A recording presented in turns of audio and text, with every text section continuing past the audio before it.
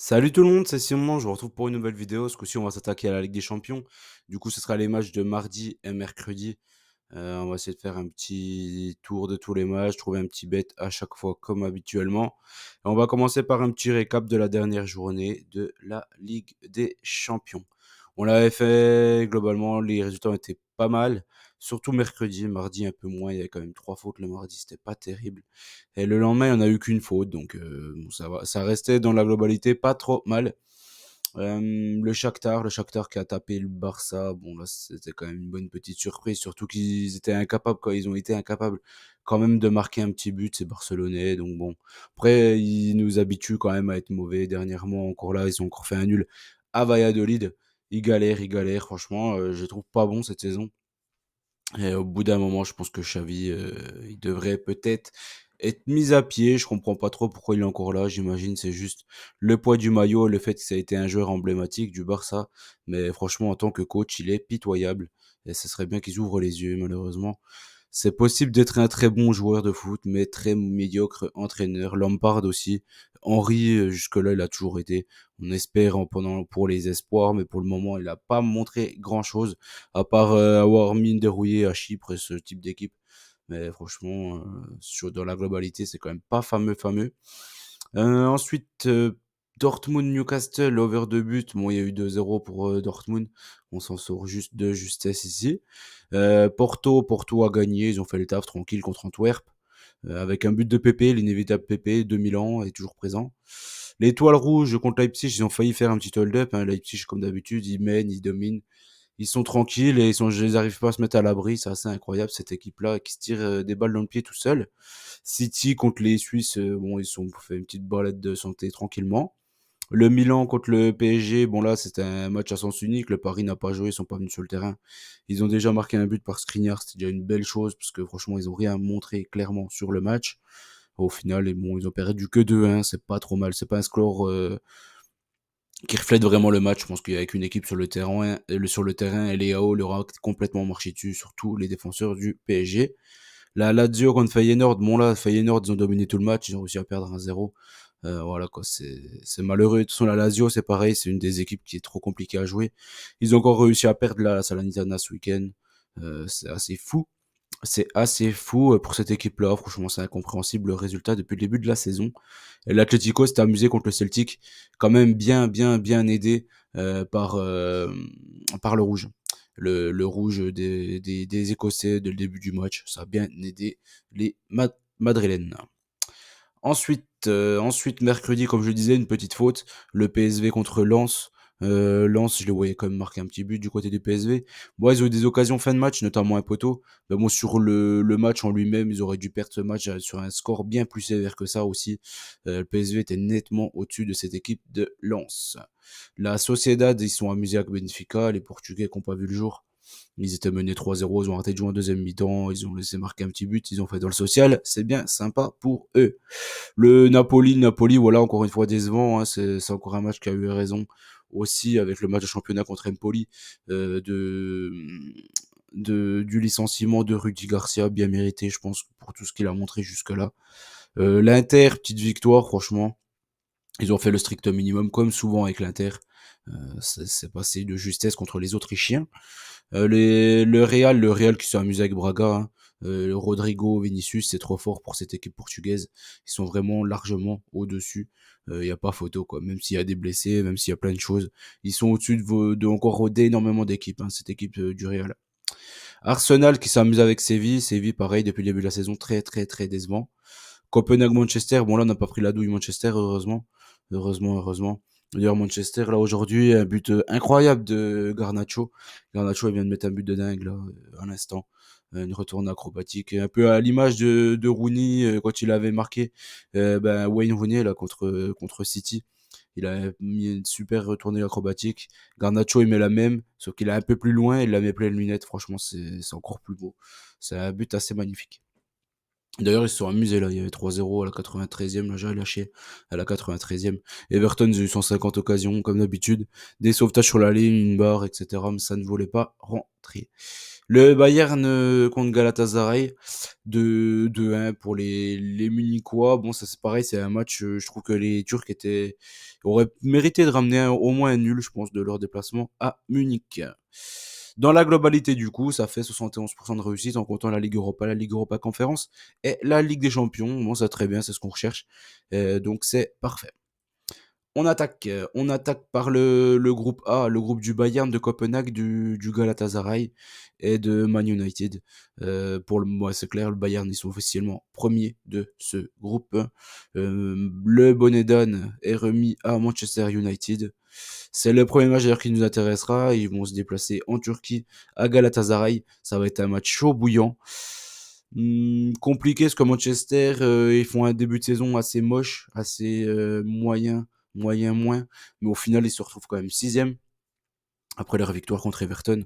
C'est assez fou vu leur niveau depuis le début de la saison. Donc il y a quand même pas mal d'équipes en Angleterre qui tirent la langue en ce début de saison et qui sont pas du tout à leur niveau. Galatasaray à domicile, comme je dis, pour moi c'est costaud, il y a un gros public, ça va les pousser. Donc dans tous les cas, ils vont se livrer. Manchester, ils savent faire qu'une seule chose, c'est les transitions rapides et les contre-attaques. Donc ils peuvent vraiment les embêter, je pense. Mais je suis quand même parti sur un over. Je pense que c'est l'over, il est évident sur ce match-là. Je suis parti sur un over de but et j'ai pris une victoire de Galatasaray. Mais bon, ça va être dur. Mais ce que je vois de Manchester quand même, ils ont réussi à perdre à Copenhague. Là, à Everton, ils ont concédé énormément d'occasions. Ça va qu'Everton devant, ils ont galéré. Et qu'il y a eu pas mal de sauvetage. La charnière Maguire, Lindelof a fait le taf. Mais bon, c'est quand même pas terrible, terrible. Je trouve que Galatasaray, il y a quand même pas mal de joueurs, surtout du côté offensif, pour embêter cette équipe de Manchester. Dans tous les cas, peut-être pourquoi pas le BTTS aussi, je pense que ça devrait passer. Mais au moins, over de but, voilà, c'est le strict minimum sur ce match-là, je pense. Le Bayern ensuite contre Copenhague. Contre Copenhague, je suis complètement divagué. Du coup, Copenhague, ils sont quand même deuxième, ils jouent quand même plus gros que le Bayern. Mais le Bayern, là, en Ligue des Champions, voilà, quoi, il y a pas de traitement de faveur, hein. Ils marchent sur tout le monde, c'est comme ça, c'est leur marque de fabrique. Ils s'en fichent, hein, qu'ils soient déjà qualifiés, ils sont premiers. Pour moi, le Bayern, voilà, c'est une équipe, ils visent toujours les 3 points dans tous les matchs de phase de groupe. C'est un peu leur objectif. Donc, je vais partir sur le fait qu'ils gagnent ce match-là contre Copenhague. C'est une belle cote, elle fait que de monter en plus. Donc voilà, je pense que ils devraient faire le taf, hein. Ils sont allés gagner à Copenhague en galérant vraiment, mais c'était pas mérité. Mais Copenhague, ils sont allés perdre à Manchester, mais c'était pareil, c'était pas mérité de leur côté. Ils sont allés perdre à Galatasaray. Non, ils ont fait 2-2 à Galatasaray, mais à Galatasaray, ils auraient dû perdre, mais c'est vraiment 100 fois. Donc, ouais, je pense que le Bayern, quand même, ça reste au-dessus. Je pense qu'il y aura un gros public comme habituellement en Allemagne, et donc ils vont les pousser, même s'ils sont sûrs d'être premiers. Je suis parti sur une petite victoire, 3 buts à 1, enfin une grosse victoire avec pas mal de buts. Le groupe B, ensuite, Arsenal, le PSV, Lens et Séville. Séville qui termine cette poule. Pas terrible, que 2 points pour le moment. Arsenal premier avec 9 points. En cas de victoire, ils sont assurés d'être premiers. C'est le premier match qui nous intéresse. Lens, ce que j'ai trouvé, moi, c'est qu'à Séville, ils ont été très mauvais. Au PSV, ils ont été très mauvais. Ils se sont fait marcher dessus pendant 70-75 minutes. Ils n'ont pas existé. Je trouve qu'Arsenal, je pense qu'ils devraient faire le taf ici. Et malheureusement pour Lens, ils vont faire tourner le dernier match du côté d'Eindhoven. Donc à Eindhoven, ils vont prendre 3 points faciles, j'imagine, le dernier match contre Arsenal, il faudra voir ça. Mais j'imagine qu'il va faire énormément tourner si il gagne ce match-là contre Lens. Et Lens recevrait Séville, du coup, pour la finale, pour la Coupe de l'UEFA, quoi, certainement, du coup. Donc ça va être compliqué. Ça va être compliqué pour les Lensois. J'ai bien peur qu'ils finissent dernier. Malheureusement, pourtant ils avaient très bien commencé cette poule. Mais prendre qu'un point en 2 matchs contre le PSV, je pense qu'ils vont le payer cher au final. J'espère me tromper. On verra déjà après les 2 matchs de cette semaine. On en saura déjà un peu plus. Premier match Arsenal contre Lens. Comme je l'ai dit, je pense qu'Arsenal ils vont faire le taf pour terminer premier. Je suis parti sur une victoire d'Arsenal, 2 buts à 0. Ensuite, Séville contre le PSV. Moi, j'aime surtout me fixer vis-à-vis du match aller. Le PSV contre Séville, il y avait eu un nul, si je dis plus de bêtises, il y avait eu 2-2, je crois, 2-2 ou 1-1. Il me semble qu'il y a eu 2-2. Donc voilà, pas mal de faits d'arbitrage, pas mal choses qui ont tourné dans la faveur du PSV Eindhoven sur ce match-là. C'était vraiment pas mérité du tout ce match nul. Séville aurait dû gagner là-bas. Donc le match retour, je les vois pas perdre à domicile. La cote est super élevée, ça permet de couvrir Séville ou nul tranquillos. Donc Séville ou nul, 2 buts à 1. Je pense que Séville vont être une équipe meilleure que le PSV, même s'ils sont très décevants hein, cette saison. Je pense qu'ils vont faire le taf pour terminer troisième de ce groupe et aller en Ligue Europa. Je pense, je le vois comme ça. De toute façon, c'est leur compétition, la Ligue Europa. Donc ça ne m'étonnerait pas que ça se termine comme ça. Le groupe C ensuite, le Real. Le Real, ils ont besoin d'un petit nul pour être sûr d'être premier.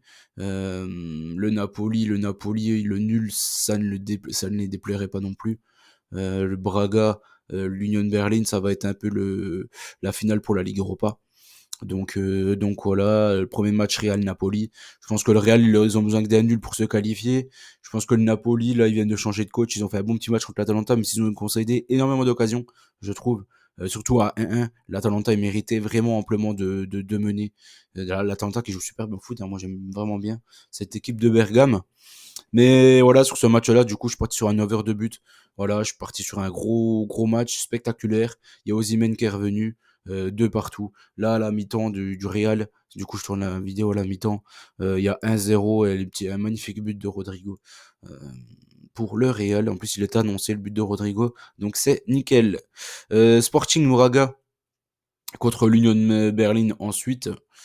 Moi, c'est un peu compliqué. Pourquoi? Parce que l'Union Berlin, ils viennent de changer de coach, ils viennent de faire un 1-1 contre Augsbourg. Je suis pas sûr que ce soit vraiment un très bon résultat. Mais vu la forme d'Augsbourg actuellement, pourquoi pas? Hein, c'est toujours prenable. Sachant que l'Union Berlin n'arrivait pas à prendre un point depuis X temps. Donc au final, je pense que ça ne les déplaît pas plus que ça. Et Braga, ça se procure toujours plein d'occasions. Ils ont souvent du mal à cadrer, à faire une belle finition, mais je pense que c'est une équipe qui est meilleure que cette équipe de l'Union Berlin. L'Union Berlin qui peut vraiment leur faire mal en contre-attaque, hein, toujours pareil avec Becker et compagnie. Mais voilà, je pense que cette équipe de Braga est meilleure. J'ai quand même préféré prendre un over sur ce match-là. Comme l'Union Berlin, ils sont obligés de se livrer au final. Un nul, ça leur sert à rien sur ce match-là. Ils sont obligés de l'emporter pour croire encore à la qualif en Ligue Europa. Over 1,5 et 3 buts à 1 pour Braga. Le groupe D, ensuite, la Sociedad, l'Inter de Milan, les Red Bull Salzbourg et le Benfica Lisbonne. Les Portugais derniers avec 0 points. Salzbourg, 3 points, c'est pas fameux aussi. Et c'est un peu un cavalier seul de la Sociedad et de l'Inter qui se joueront le dernier match de ce championnat. Du coup, ça nous donne quoi? Ça nous donne que l'Inter n'est pas obligé de gagner du côté de Benfica. Et je pense que la Sociedad, ils devraient faire quand même le taf à domicile. Ils viennent de taper Séville 2 buts à 1 là, cet après-midi. Donc voilà, je vois quand même un match serré. J'hésitais entre deux choses. J'hésitais entre la Sociedad gagne et Salzbourg ne gagne ou perd, gagne, fait nul ou perd un but. Le H1,5, le fameux. Mais je préférais prendre la Sociedad. Je vais leur faire confiance. Moi, ils m'ont toujours plu pour le moment dans tous leurs matchs en Ligue des Champions. Donc je vais quand même leur faire confiance. Si je dois faire des gros combinés et tout, je les prendrai, j'assurerai avec un Dronobet. Mais sinon, non, je les vois quand même gagner certainement ce match-là contre Salzbourg. Comme je l'ai dit, l'Inter, pour moi, ils sont pas obligés de gagner ce match-là contre le Benfica. Dans tous les cas, ça se jouera le dernier match à domicile contre la Sociedad pour la première place. Donc voilà, je pense que j'étais obligé d'assurer, c'est une grosse cote l'Inter. Donc j'ai pris l'Inter, remboursé 6 matchs nuls. Attendez-vous peut-être de voir la compo s'il fait beaucoup tourner ou pas. Comme il sait très bien qu'en gagnant le dernier match, ils seront premiers. Donc attendez de voir peut-être la compo, mais le Benfica, moi depuis le début de la saison, les Portugais me déçoivent énormément, je les trouve vraiment faibles, très très faibles. Et surtout défensivement, je les trouve vraiment mauvais. Donc voilà, c'est pour ça que je suis parti sur une victoire petite de l'Inter sans prendre de but, pourquoi pas, 2 buts à 0. Le groupe E ensuite, c'est l'Atlético, la Lazio, le Feyenoord et le Celtic. C'est chaud, pourquoi? Parce que l'Atlético, en phase de groupe, ils sont toujours en mode galérien. La Lazio, c'est pile ou face avec eux, tu sais jamais. Et Feyenoord, ils se procurent toujours plein d'occasions dans tous les matchs, mais ils ont souvent du mal à la mettre au fond et à conclure leurs actions. Donc premier match, c'est la Lazio contre le Celtic. Au match aller, la Lazio a fait un petit hold-up quand même en gagnant au Celtic. Mais voilà, le Celtic, c'est toujours plus performant à domicile qu'à l'extérieur. Donc j'ai faire confiance à la Lazio, tout en me méfiant de cette équipe-là, parce qu'ils nous ont douillé contre la Salernitana ce week-end. Ils ont réussi à perdre la Salernitana, c'est le premier match qu'ils gagnent de la saison quand même, ça c'est fou. Donc voilà, c'est vraiment une équipe en qui on peut pas vraiment avoir confiance. La Lazio, ne jouez pas votre vie sur ce match-là, mais je suis quand même parti sur une victoire de la Lazio, 2 buts à 1 contre le Celtic. Feyenoord contre l'Atlético, comme je l'ai dit, Feyenoord, ça joue vraiment beaucoup au foot. À l'aller, je crois qu'il y avait eu 3-2 ou ouais, je crois qu'il y a eu 3-2 pour l'Atlético. Donc voilà, le match retour, je vois aussi quand même pas mal de buts. Ça m'étonnerait pas que Feyenoord arrive à accrocher cette équipe de l'Atlético. C'est pourquoi je suis parti sur un 2 buts partout et un over 2 buts sur ce match-là. Le groupe F, ensuite, le groupe F du PSG. Le PSG qui se retrouve deuxième avec 6 points. Le PSG, en gros, en cas de mauvaise performance là, en ne gagnant pas ce match-là, il serait quasiment éliminé de ce groupe. Ce sera assez fou parce que le dernier match à Dortmund, vu le niveau du PSG à l'extérieur depuis le début de la saison, c'est difficile de les imaginer gagner à Dortmund. Donc ça va être très très très compliqué pour eux. Ils jouent un peu leur qualification, ce match-là, contre Newcastle. Moi, je suis parti sur quoi? Je suis parti sur le Newcastle là qui vient de taper Chelsea.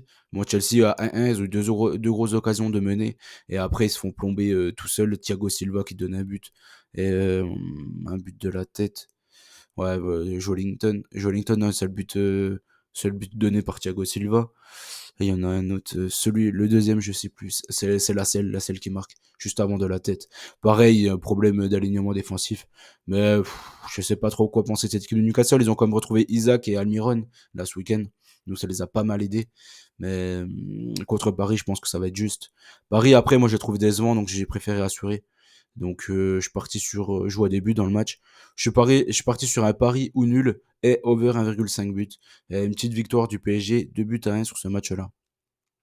Je je mettrai pas ma main à couper que le PSG gagne ce match-là.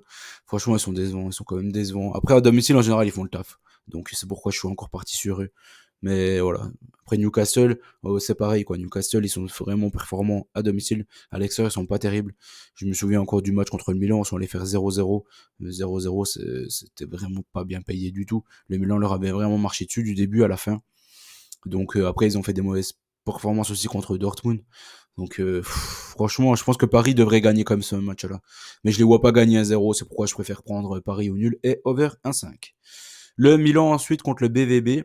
BVB, pareil, toujours compliqué. Le Milan, normalement, Léao, il sera encore pas là.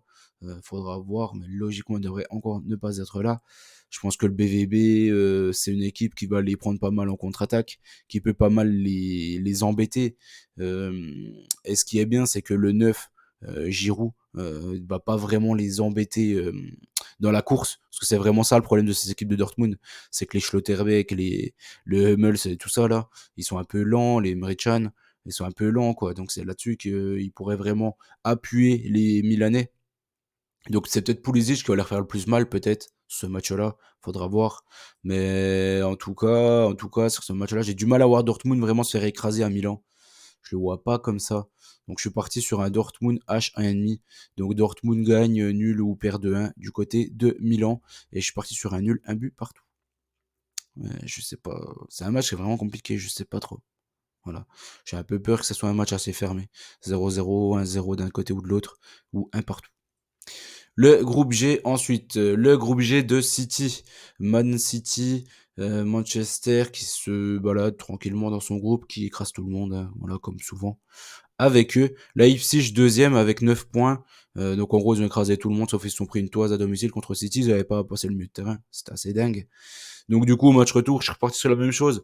La cote de City, elle est quand même pas mal élevée. Ça sert à rien de s'embêter. Ne prenez pas d'handicap, prenez rien. Prenez City, comme ça, on sait que c'est très bien. City gagne 3 buts à 1 contre Leipzig. Young Boys de Berne maintenant contre l'Étoile Rouge. C'est chaud. Je pense que les Suisses ils sont un peu meilleurs que les Serbes. Mais après là c'est pareil, ça joue à kiff-kiff. Ça doit être un peu serré j'imagine entre ces deux équipes-là. Un peu comme à l'aller. Je vois des buts. Concrètement, les Young Boys, ils se livrent beaucoup à domicile. Ils se prennent pas mal de contre-attaques. L'Étoile Rouge, ils prennent beaucoup de buts aussi. Le BTTS devrait aussi tomber sur ce match-là. Je suis parti sur le 2-1 du côté de Young Boys et l'over de buts sur ce match. Le groupe H ensuite, le dernier du coup, c'est le groupe du Barça. Le Barça qui est égalité avec Porto du coup, comme ils ont réussi à perdre contre le Shakhtar. Et Antwerp dernier avec 0 points. Les pauvres, ils font pas le figure quand même en Ligue des Champions cette saison. Donc ils vont essayer d'aller chercher leurs points. Je pense que c'est peut-être la dernière issue pour eux, c'est de choper ce point maintenant contre le Shakhtar, parce que le dernier match, je crois que le dernier match c'est à domicile contre le Barça, donc je pense qu'ils vont se atomiser. Donc en gros, voilà, ils sont un peu obligés de prendre ce match-là pour au moins ramener un petit point en Belgique pour pas finir Fanny ce groupe. Moi, je suis parti sur le fait que le Shakhtar, pour moi, il montre plus de choses, même si là, en ce moment, en championnat, ils sont en galère, hein, ces derniers temps, et ils y arrivent plus trop. Mais là, je pense que quand même, contre cette équipe d'Antwerp, qui est vraiment mauvaise, là, Anvers, Antwerp, je sais pas, vous dites comme vous voulez, ça revient au même. Ils concèdent beaucoup de buts, beaucoup d'occasions. Le match aller menait 2-0, ils ont réussi à perdre 3-2. En donnant des buts, en plus en deuxième mi-temps, clairement, le goal, il fait n'importe quoi. Donc là, je pense que le Shakhtar est un peu meilleur, mais c'est pas non plus, voilà, on peut pas vraiment faire confiance au Shakhtar à 100%. Pourquoi j'ai préféré assurer avec le Dronobet, sachant qu'ils ont une grosse cote, le Shakhtar, donc c'est pas mal. Dronobet 2-1, je suis parti sur un 2-1 pour le Shakhtar. Barça-Porto maintenant, c'est chaud. Pourquoi? Parce que le Barça, comme je le dis tout le temps, là, ces derniers temps, depuis le début de la saison, même la saison dernière, ils ont été champions, mais c'est pareil, ils ont fait une saison qui était très mauvaise, gagné toujours d'un seul but, et puis vraiment ric-rac, avec Ter Stegen monstrueux, etc. Donc là, ils essayent de faire la même chose cette saison, mais ils montrent vraiment beaucoup, beaucoup de limites, hein, cette équipe-là. En plus, ils les ont perdu Gavi, donc je sais pas. Franchement, je peux pas miser sur le Barça. J'ai pas envie de mettre de l'argent sur le Barça, même si logiquement Porto, ils sont quand même pas terribles, terribles. Le match aller, clairement, le Porto a dominé le match aller contre le Barça. Ils ont perdu 1-0 sur une erreur du milieu def de Porto. Une passe en retrait, enfin, il fait n'importe quoi, il donne la balle. Je crois que c'est Ferran Torres qui marque du coup du côté du Barça, si je dis pas de bêtises. Mais voilà, je pense que le Barça, ils peuvent le faire, mine de rien. Je pense qu'ils peuvent quand même le faire à domicile. Porto, je les vois pas passer leur temps à défendre. Ils sont obligés de gagner pour passer devant le Barça, pour jouer la première place. Donc je les vois pas faire n'importe quoi. Enfin, je les vois vraiment essayer de gagner ce match-là. Ils ont pas grand-chose à craindre, quoi. Sur ces matchs-là, ils ont pas grand-chose à craindre. Ils ont pas grand-chose à perdre. Logiquement, ils ont fait mieux contre le Shakhtar. Donc, ils sont quasiment sûrs d'être deuxième, parce que le Shakhtar, même s'ils gagnent, ils ont 9 points les deux. À la différence particulière, Porto resterait devant. Ça se jouera la dernière journée, mais bon, je les vois pas. Franchement, je les vois pas jouer le nul, Porto. C'est pas leur identité du tout, quoi. C'est pas l'identité portugaise, et encore moins de Porto, de jouer la défense. Donc, je pars quand même sur un match avec des buts. Je suis parti sur un over de buts, parce que j'ai pas voulu prendre le Barça, mais je vois le Barça gagner 2-1. Ça m'étonnerait que le Barça gagne à 0 contre Porto. Porto, ça joue au foot, ça se découvre pas mal. Je les vois pas comme ça. Donc je préfère prendre un over que autre chose. Mon petite confiance, vite fait, pour mardi et mercredi. J'ai pris City contre Leipzig. Et Paris ou nul over 1,5 contre Newcastle. J'ai fait le petit combiné là pour mardi. Et mercredi, je suis parti sur Séville au nul. Comme je l'ai dit, je trouve que c'est une meilleure équipe que le PSV, peu importe. Même s'ils sont vraiment en galère en championnat. Avec Arsenal, du coup, j'ai pris vraiment les deux matchs du même groupe de Lens, du coup. Et j'ai combiné ça pour mercredi. Voilà, j'espère que la vidéo vous a plu. N'oubliez pas, toujours pareil, le petit like. Je reviendrai demain pour la Ligue Europa conférence. Du coup, comme les matchs sont jeudi, ça nous laissera un peu plus de temps de bête. Et voilà, je ferai les 2 dernières vidéos demain. Voilà, bonne chance à tous. N'oubliez pas qu'on gagne, on perd ensemble. Et on se dit à très vite. Ciao, ciao tout le monde.